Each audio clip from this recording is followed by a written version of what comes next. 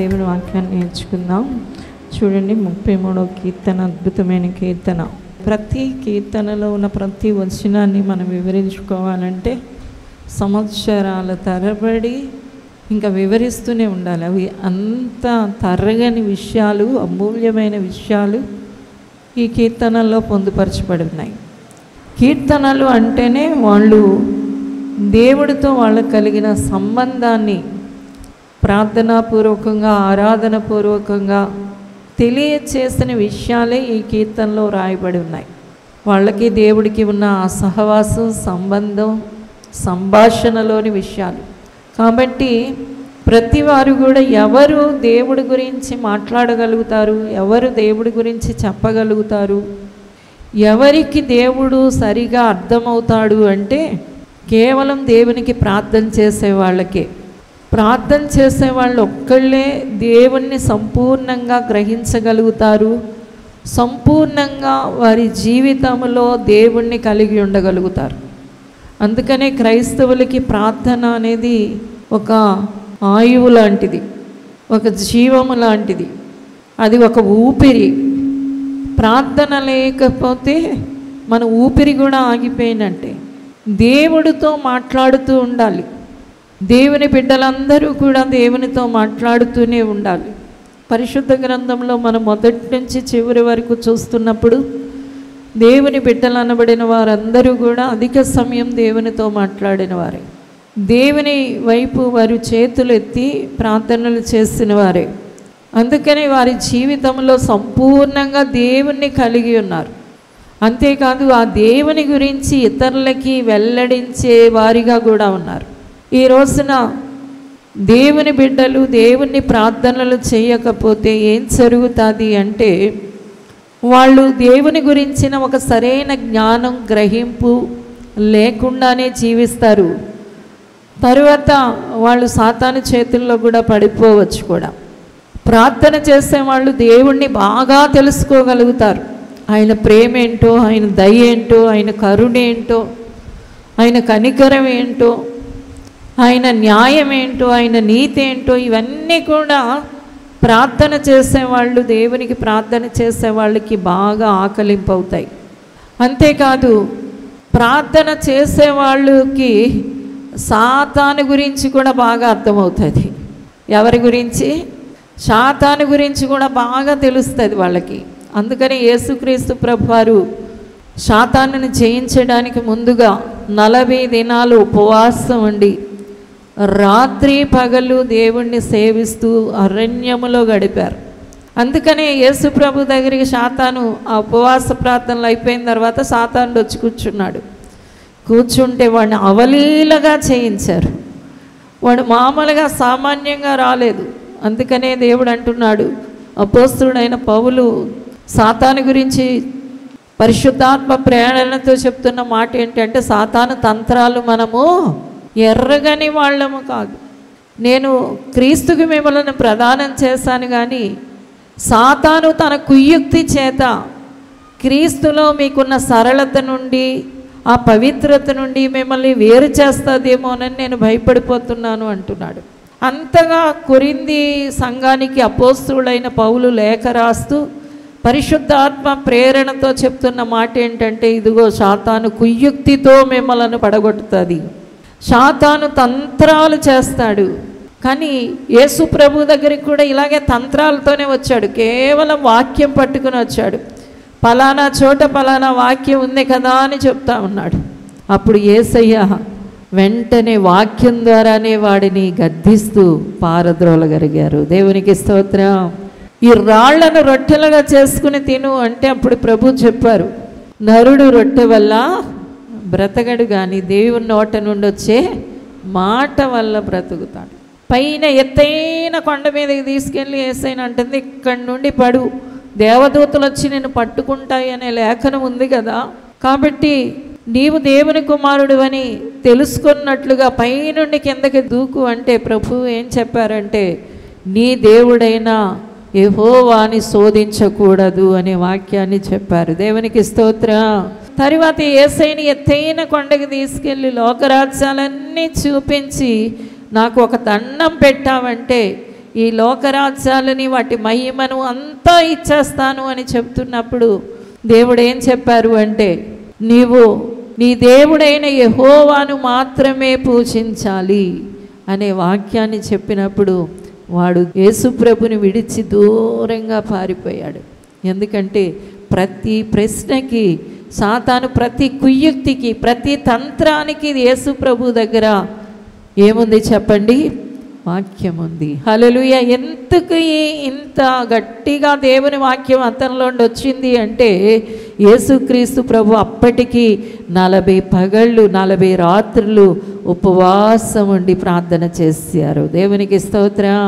హల్లెలూయా. కాబట్టి ఒక వ్యక్తికి దేవుడు బాగా తెలియాలి అన్నా, ఒక వ్యక్తికి సాతాను యొక్క కుయుక్తి తెలియాలి అన్నా కూడా అది దేనితో ముడిపడి ఉంది అంటే, ఆ వ్యక్తి ప్రార్థనాపరుడై ఉంటేనే ఈ 2 విషయాలు తెలియబడతాయి. దేవునికి స్తోత్రం.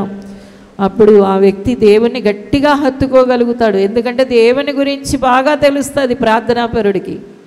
రెండోది, సాతాను తంత్రాలు తెలుస్తాయి కాబట్టి వాడిని గట్టిగా చేయించగలుగుతాడు కూడా, వాడిని ఎదిరించగలుగుతాడు. ఏ విషయంలో కూడా వాడికి లోబడడు. ఏ విషయంలో లోబడకుండా వాడిని ఎదిరించే శక్తి ఒక వ్యక్తికి ఎలాగ కలుగుతుంది అంటే కేవలం ప్రార్థన ద్వారా. దేవునికి స్తోత్రం. కాబట్టి దేవుని బిడ్డలుగా మీరు గ్రహించవలసింది ఏంటంటే, దేవుని బిడ్డ ఈ రోజున ప్రార్థనా పరులు దేవుడితో వారికి ఉన్న సంబంధాన్ని బట్టే ఈ కీర్తనలు అనేవి రచించగలిగారు. అద్భుతంగా వారు ఒక పాటగా, ఒక ప్రార్థనగా వీటిని చేయగలిగారు. అందుకని 150 కీర్తనలు, అనేక కీర్తనలు దావీదు రాశాడు, కొన్ని ఆసాపు రాశాడు. మనం ఇక్కడ చదువుకున్న 33వ కీర్తనలో ఎన్ని మాటలు ఉన్నాయో ఒక్కొక్క దాని గురించి వివరించుకోవడానికి చాలా గంటలు గంటలు పడుతుంది. చూడండి, ఒకటి వచనాన్ని మీకు తెలియజేస్తాను. 11వ వచనం చూద్దాం. యెహోవా ఆలోచన సదాకాలము నిలుచును, ఆయన సంకల్పములు తరతరములకు ఉండును. హల్లెలూయా. ఈ కీర్తనాకారుడికి ప్రార్థనలో తెలియచేయబడిన ఒక మాట ఏంటి అంటే, దేవుడు ఆలోచనలు సదాకాలం ఉంటాయి. దేవుడు ఆలోచనలు ఏంటంట? సదాకాలం. ప్రతి వాళ్ళకి ఈ లోకంలో ఏది శాశ్వతం కాదు. సూర్యుని కింద మనకు కనబడేది ఏది కూడా నిత్యం నిలకడగా ఉండేది ఏది కూడా లేదు. ఏది నిలకడగా లేదు. కొంతమంది చిన్నపిల్లల్లాగా అయిపోవాలనుకుంటారు పెద్ద అయిన తర్వాత. ఎలా కుదురుతుంది? వయసు వచ్చే కొలది, సంవత్సరాలు అయ్యే కొలది ఏమైపోతూ ఉంటారు. చిన్నపిల్లలు పెద్దోళ్ళు అవ్వవలసిందే. యవ్వనస్తుడు కౌమారంలోకి వెళ్ళవలసిందే.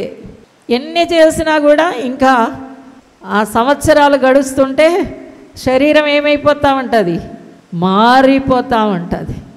సూర్యుని కింద ఉన్న ప్రతీదీ మారిపోతుంది. అందుకనే జ్ఞాని అయిన సొలొమోను అంటున్నాడు, సూర్యుని కింద ఉన్నదంతా కూడా వ్యర్థం వ్యర్థం వ్యర్థం. ఇదేది పర్మనెంట్ కాదు, ఇదేది శాశ్వతం కాదు. అన్నీ పోతూ ఉంటాయి. ఎన్నున్నా అన్నీ పోగొట్టుకోవలసిందే కానీ మిగిలి ఉండి నిలిచి ఉండేదంటూ ఈ భూమి మీద ఏది లేదు అని చెప్తున్నాడు. అయితే ఈ కీర్తనాకారుడు ప్రార్థన ధ్యానములో అతనికి ఒక మాట, దేవుని గురించిన ఒక అద్భుతమైన ప్రత్యక్షత దొరికింది. ఎందుకంటే ఈయన ప్రార్థనాపరుడు కాబట్టి ఒక మాట చెబుతా ఉన్నాడు. అదేంటంటే, సదాకాలం నా దేవుని మీద నేనేం చేశాను? లక్ష్యం ఉంచాను. ఆయన ఆలోచన సదాకాలం నిలిచి ఉంది అంటున్నాడు. ఆయన ఆలోచనలు ఎలా ఉన్నాయట? సదాకాలం నిలిచి ఉంటాయట. దేవుడు ఏదైనా నీకు ఒక ఆలోచన ఇచ్చాడంటే ఆ ఆలోచనని ఏ మనిషి మార్చలేడు. దేవుని బిడ్డ ఎన్ని కూడా మార్చలేవు, ఏది కూడా మార్చలేదు. ఆఖరికి నువ్వు కూడా మార్చలేవు. దేవుడిచ్చిన మాట 100% నెరవేరిపోతుంది. అందుకనే అంటున్నాడు, దేవా నువ్వు ఏదైనా ఒక ఆలోచన ఇస్తే అది ఎలా ఉంటుందట? నిత్యం నిలిచి ఉంటుంది. ఈ రోజున దేవుని బిడ్డలుగా మీరు ఈ సత్యాన్ని గ్రహించాలి. అందుకనే పనికి మాలిన మన ఆలోచనలన్నీ పక్కన పడేసి, దేవా నీ ఆలోచనలతో నా జీవితాన్ని, నా హృదయాన్ని నింపండి అని దేవునికి ప్రార్థన చేసేవారిగా ఉండాలి.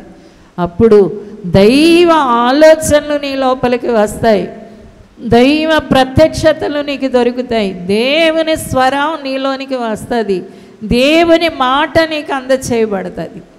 ఏది నిలిచి ఉండేది అంటే దేవుని మాట, దేవుని ఆలోచన. హల్లెలూయా. అందుకని ఇంకో కీర్తనలో అంటాడు కీర్తనకారుడు, నా మీద దృష్టి పెట్టి నీవు నాకు ఆలోచన చెప్పాలి. నా మీద దృష్టి పెట్టి నువ్వేం చేయాలి? ఆలోచన చెప్పాలి అంటున్నాడు. హల్లెలూయా, హల్లెలూయా. కాబట్టి దేవుని ఆలోచన కోసం చూడండి 32వ కీర్తనలోనే అంటున్నాడు 8వ వచనం, నీకు ఉపదేశము చేసేదను, నీవు నడవవలసిన మార్గమును నీకు బోధించెదను, నీ మీద దృష్టి ఉంచి నీకు ఆలోచన చెప్పేదను. నీ మీద దృష్టి పెట్టి నీకు ఆలోచన చెప్తాడంట. దేవుడు మనకు ఆలోచనకర్త అయి ఉన్నాడు. ఆయన ఈ లోకానికి వస్తాడు అన్న ముందుగానే యెషయా ప్రవచిస్తున్నాడు. ఆయన వచ్చినప్పుడు ఏమేమి చేస్తాడో చెప్తున్నాడు. ఇదిగో మనకు ఒక శిశువు పుట్టాడు, ఇదిగో మనకు ఒక కుమారుడు అనుగ్రహించబడ్డాడు. యెషయా గ్రంథం 9వ అధ్యాయం 6వ వచనంలో అంటున్నాడు, ఆయన ఆశ్చర్యకరుడు, ఆయన ఆలోచనకర్త, ఆయన బలవంతుడైన దేవుడు, నిత్యుడగు తండ్రి, సమాధాన అధిపతి. హల్లెలూయా. ఆయన పేరేంటంట? ఆలోచనకర్త. నేను చాలా పాటలు యేసయ్య కొరకు రాసుకున్నాను, కొన్ని క్యాసెట్స్గా చేసుకున్నాను. ఆ దినాల్లో ఒక 7 క్యాసెట్లుగా తయారు చేశాను. అందులో ఒక క్యాసెట్ పేరు నేనేమని పెట్టుకున్నాను అంటే ఆలోచనకర్త అని పెట్టుకున్నాను. ఎందుకంటే దేవుని బిడ్డలారా, నేను అలా కూర్చుని దేవుని చూస్తూ ఉన్నప్పుడు ఆయన నాకు అనేక ఆలోచనలు ఇచ్చాడు. ఆ ఆలోచనలే నేను పాటలుగా రాశాను. అందుకని నేను ఆ పాటలకి నా ఆలోచనకర్త అని పేరు పెట్టుకున్నాను. దేవునికి స్తోత్రం. ఈ రోజున నీకు దేవుడు ఆలోచనకర్త అయి ఉండాలి అన్నిటికీ. ఎందుకంటే ఆయన ఆలోచన స్థిరమైనది, ఆయన ఆలోచనే నిత్యము నిలిచేది, ఆయన ఆలోచన సదాకాలం ఉండేది. కాబట్టి ప్రతి వారు మీరు అడగవలసింది ఏంటి అంటే, దేవా నీ ఆలోచనలు నాకు ఇవ్వండి అని ప్రతి వారు దేవుణ్ణి అడగాలి. దేవునికి స్తోత్రం. ఈ మట్టి బుర్ర ఏదేదో ఆలోచిస్తూ ఉంటుంది, పిచ్చి పిచ్చి ఆలోచనలు, వ్యర్థమైన ఆలోచనలు, ఎన్ని చీకటి ఆలోచనలు మన బుర్రలోకి వస్తూ ఉంటాయి. ఇదే సందుగా సాతాను కూడా దూరి మనకి చెడ్డ చెడ్డ ఆలోచనలు పెడతాడు. అందుకనే ప్రతి వారు దేవుణ్ణి ఏమడగాలి? దేవా నీ ఆలోచనలు నాలో పెట్టండి అని అడగాలి. దేవునికి స్తోత్రం. అలాగ దైవ ఆలోచన తీసుకునేవాళ్ళు, దైవ ఆలోచనని పొందుకున్న వాళ్ళు అన్ని సమయాల్లో అన్ని విషయాల్లో దేవాని ఆలోచన కావాలి అన్నవాళ్ళు ఎప్పటికీ కూడా తొట్రెళ్ళరు. దేవుని బిడ్డలారా, వారు సరైన త్రోవలో నడవగలుగుతారు, చాలా విషయాల్లో విజయాన్ని పొందగలుగుతారు, సాతాను చేతుల్లో చిక్కకుండా వారు దేవుని కృపను బట్టి విడుదల పొందగలుగుతారు. తర్వాత చూడండి మత్తయి సువార్త 28వ అధ్యాయం 20వ వచనంలో చూద్దాం. ఇదిగో నేను యుగ సమాప్తి వరకు సదాకాలము మీతో కూడా ఉన్నానని వారితో చెప్పాను. ఇక్కడ దేవుడి గురించిన మరొక మాట కనబడతా ఉంది. ఆయన ఆలోచనలు సదాకాలం ఉంటాయి. ఇక్కడ దేవుడు అంటున్నాడు, మీకు ఏ ఏ సంగతులు ఆజ్ఞాపించి తినో వాటిని అన్నిటినీ గైకొనవలనని వారికి బోధించండి, అప్పుడు యుగ సమాప్తి వరకు సదాకాలం మీతో నేను కూడా ఉంటాను అంటున్నాడు. హల్లెలూయా.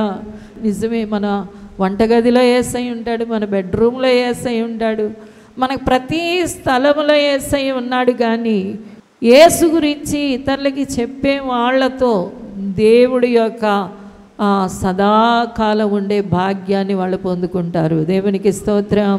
దేవుడు మనతోనే ఉండిపోవాలనుకుంటున్నాడు, మనలోనే ఉండిపోవాలనుకున్నాడు. అందుకని విశ్వసించిన హృదయాలనే దేవుడు దేవాలయంగా మార్చుకున్నాడు. ఆయన మన గృహంలో మనకు తండ్రిగా ఉండబోతున్నాడు. నేను మీ మధ్యలో ఉంటాను, మీకు తండ్రినై ఉంటాను, మీరు నా కుమారులు కుమార్తెలై ఉంటారని సర్వశక్తి గల ప్రభు చెప్తా ఉన్నాడు. 2-3 నా నామాన్ని ఏకీపిస్తే వారి మధ్యకి నేను వచ్చి ఉంటాను అంటున్నా. అయితే దేవుని యొక్క పరిపూర్ణమైన ఉనికిని ఎవరు గ్రహించగలుగుతారు అంటే దేవుడు అంటున్నాడు, నేను ఏం చెప్పానో అవన్నీ వెళ్ళి బయట చెప్పండి. మీరు బయటికి వెళ్ళి నేను ఇక్కడ చెప్పిన విషయాలు మీరు బయటికి వెళ్ళి చెప్పేటప్పుడు నేను నీతో కూడా ఉంటాను. దేవునికి స్తోత్రం. ఎవరు? ఆయనే మనతో కూడా ఉంటాడట. అందుకనే దేవుని బిడ్డలారా, దేవుని సన్నిధికి వచ్చిన మీరందరూ కూడా ఇక్కడ విన్నవారిగా ఉండి ఈ చెవున విని ఈ చెవున విడిచిపెట్టేవారిగా ఉండకూడదు. ఒక అతన్ని ఎందుకు దేవుడు 2 చెవులు ఇచ్చాడు అంటే, ఒక చెవితో వినమంటున్నాడు, ఇంకో చెవితో వదిలేయమని ఇచ్చాడు అన్నాడట. అలాంటి దుర్మార్గపు మాటలు వద్దు. 2 చెవులు నీకు ఎందుకు ఇచ్చాడు అంటే, 2 చెవులతో వినాలి, అది గుండెల్లో భద్రం చేసుకోవాలి. ఆ మాటల్ని మీరు బయటికి వెళ్ళి 2 మాటలుగా కాకుండా, అందుకనే 2 నోరులు దేవుడు ఇవ్వలేదు, ఒకే నోరు ఇచ్చాడు. కాబట్టి ఆ ఒక్క నోటితో దేవుని మాటలు మీరు చెప్పగలిగితే దేవుడు మీ పక్కనే నిలబడి ఉంటాడు. దేవునికి స్తోత్రం. ఆయన మాటలు ప్రకటించే వారితో కూడా ఆయన ఉంటాడు. దేవుని బిడ్డలారా, దేవుడు ఎవరితో ఉంటాడు అంటే, నీవు వెళ్ళి బయటికి వెళ్ళి ఎవరో ఒక చిన్నపిల్లో, ఒక యవనస్తుడో, ఒక స్త్రీయో, ఒక పురుషుడో, ఒక వృద్ధుడో, ఒక హిందువో, ఒక ముస్లిమో, ఒక నాస్తికుడో, ఎవరైనా సరే, ఏ తరగతి వారైనా, ఏ కులస్తులైనా, ఏ మతస్థులైనా, నువ్వు వెళ్ళి వాళ్ళకి చెప్పగలిగినప్పుడు, నువ్వు చెబుతూ ఉన్నప్పుడు నీ పక్కన నీ ప్రభు ఉన్నాడు అని గుర్తించాలి. దేవునికి స్తోత్రం. హల్లెలూయా. అందుకనే క్రైస్తవులు వారానికి ఒక్కళ్ళనైనా దేవుని దగ్గరికి తీసుకురాగలగాలి. ఒక్కరినైనా నేను దేవుని దగ్గరికి తీసుకురావాలి. ఈ వారం అంతటిలో ఆదివారం, సోమవారం నుండి శనివారం వరకు నువ్వు ఎవరితో మాట్లాడతావో, ప్రభువా వాళ్ళు తప్పకుండా మందిరంలోకి నాతో కలిసి రావాలి అని ప్రార్థన చేసుకోండి. నిశ్చయంగా మీతో పాటు వాళ్ళు వస్తారు. ఈ రోజున సంఘాలు నింపబడాలంటే ఈ ప్రశ్నే వెయ్యాలేమో, బయటే మిమ్మల్ని అందరినీ నిలవబెట్టి లైన్గా, ఈరోజు మీరు ఎవరినైనా తీసుకొచ్చారా అన్న వాళ్ళందరినీ లోపలికి పంపిస్తే కొన్ని రోజులకి ఇలాంటి స్థలాలు 5 అయినా సరిపోవు. దేవుని బిడ్డలారా, ఎందుకంటే చెప్పాలి, చెప్పేవాళ్ళతోనే ప్రభు ఉంటారు, చెప్పేవాళ్ళతోనే ప్రభు ఉంటారు. ఇంకెప్పుడు చూసినా మనం తినేవాళ్ళగానే కాదు, వినేవాళ్ళగానే కాదు, ఇక్కడ విన్నది పట్టుకెళ్ళి ప్రభు అంటున్నారు, నేను మీకు చాలా సంగతులు బోధించాను, వాటిని వెళ్ళి మీరు బయట చెప్పండి. ఆ చెప్పడం వల్ల ఏం జరుగుతుంది అంటే, యుగ సమాప్తి వరకు సదాకాలం నేను మీతో కూడా ఉండిపోతాను అంటున్నారు. హల్లెలూయా. తర్వాత చూడండి 2 సమూయేలు గ్రంథం 9వ అధ్యాయం 7వ వచనాన్ని చూద్దాం. అందుకు దావీదు, నీవు భయపడవద్దు, నీ తండ్రి అయిన యోనాతాను నిమిత్తము నిజముగా నేను నీకు ఉపకారము చూపి నీ పితరుడైన సౌలు భూమి అంతయు నీకు మరలా ఇప్పింతును, మరియు నీవు సదాకాలము నా బల్ల యొద్దనే భోజనము చేయుదువని సెలవీయగా. హల్లెలూయా. ఇక్కడ సదాకాలము నీవు నా బల్ల యొద్దనే భోజనం చేయదు అని ఎవరు అంటున్నారు అంటే, దావీదు యోనాతాను కుమారుడైన మెఫీబోషేతుతో అంటున్నాడు. ఈ మెఫీబోషేతు అనే వ్యక్తి ఒక అంగవైకల్యం గలవాడు. 2 కాళ్ళు ఇరిగిపోయి అతడు కుంటుతూ నడిచే వ్యక్తిగా మనకు కనబడుతున్నాడు.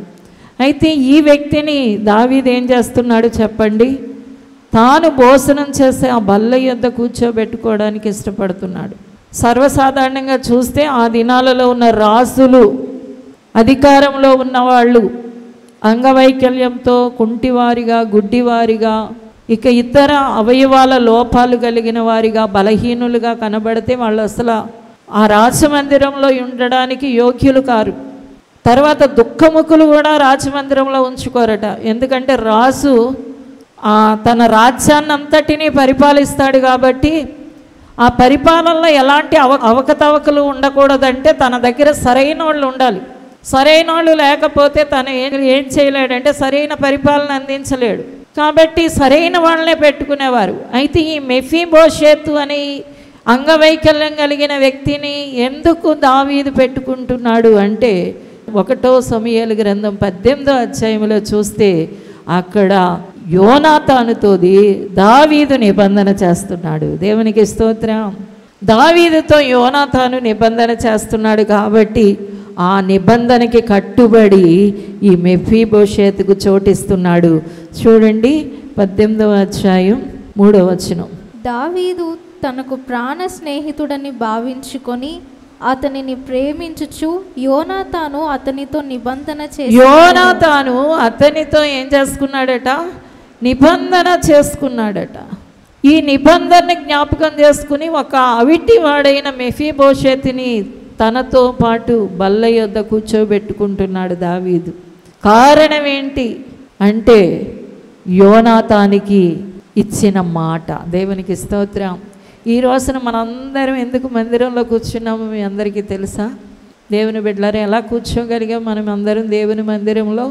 దేవుణ్ణి ఎలాగా, ఆయన నామాన్ని ఎలా పిలవగలుగుతున్నామంటే యేసుక్రీస్తు తన రక్తం పట్టుకెళ్ళి మనతో నిబంధన చేశాడు. ఆయన నిబంధనను బట్టి ఈరోజు తండ్రి మనల్ని అంగీకరించాడు, తండ్రి మనల్ని స్వీకరించాడు. ఈ రోజున మనం దేవుని పిల్లలము అని చెప్పుకునే ఆ స్థితిని, దేవునికి ప్రార్థించే ఆ యోగ్యతని, దేవుణ్ణి ఆరాధించే ఆ కృపను మనం కలిగి ఉన్నాం. కారణం ఏంటి అంటే యేసుక్రీస్తు ప్రభువారు చేసిన నిబంధన. హల్లెలూయా. కాబట్టి ఈ రోజున మనమందరము ఈ నిబంధనలో ఉన్న దేవుని బిడ్డలమై ఉన్నామని గుర్తించి, అందుకే మనము ఆయన పిల్లలమయ్యామని గ్రహించి ఆయనకి ఎన్నో వందనాలు చెల్లించవలసిన వారమై ఉన్నాము. హల్లెలూయా. దావీదు యోనాతాను కుమారుడైన మెఫీబోషెతుతో చెప్తున్న మాట ఏంటంటే, నువ్వు సదాకాలం నా బల్ల దగ్గరే ఉండిపో. ఈ రోజున కూడా దేవుడు క్రైస్తవులకి, ఆయన నమ్ముకున్న బిడ్డలకి చెప్పిన మాట ఏంటంటే, సదాకాలం నీవు నా బిడ్డవే. దేవునికి స్తోత్రం. హల్లెలూయా. ఇక్కడ నేను నీతో ఉంటాను, అక్కడ నువ్వు నాతో ఉంటావు అని దేవుడు మనకి నిబంధన చేసిన దేవుడుగా కనబడుతున్నాడు. కాబట్టి ప్రతి వారు కూడా దేవుణ్ణి కలిగి ఉన్నందుకు దేవునికి ఎంతో వందనస్తులుగా, కృతజ్ఞులుగా ఉండాలి.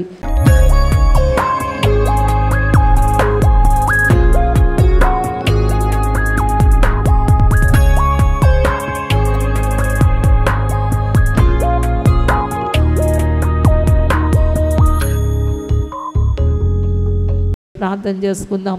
దేవానికి వందనాలయ్యా, వందనాలు తండ్రి, వందనాలు ప్రభా.